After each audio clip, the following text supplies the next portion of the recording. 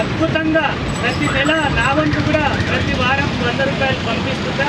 అది పెద్ద ఇది కాదు, మనం ఎంతో సంపాదిస్తున్నాం. ఒక టీ తాగితే కూడా 5 స్టార్ హోటల్లో 200 ఉన్నది, 100 డబ్బేస్తున్న గుర్తించి వాళ్ళ భజనలు చలివేంద్రం, అదేవిధంగా ఈరోజు ప్రసాద వితరణ కార్యక్రమం అద్భుతంగా నిర్వహిస్తున్నందుకు అభినందిస్తూ ఈరోజు మా కోర్టు షిరిడి సాయి మందిరం తరఫున నా వ్యక్తిగతంగా ఈ భజన మండలికి 11,000 రూపాయలు నేను ఉన్న బాబా సేవకై విరాళం ఇస్తున్నా.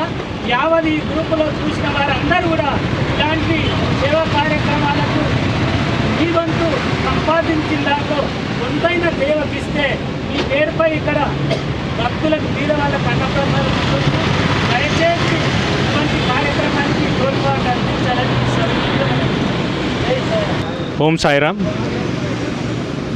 మేము చేసే సేవా కార్యక్రమాలను గుర్తించి మాకు ఎంతో తోడ్పాటు అందిస్తున్న హనుమంత్ సార్ గారు ఇవాళ మాకు 11,000 రూపాయలు ఈ అన్నప్రసాదానికి విరాళం అందజేసిండ్రు.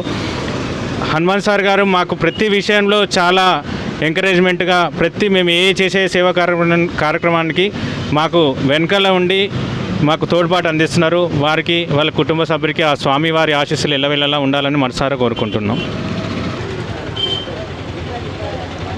సాయినాథ్ మహారాజ్కి జై.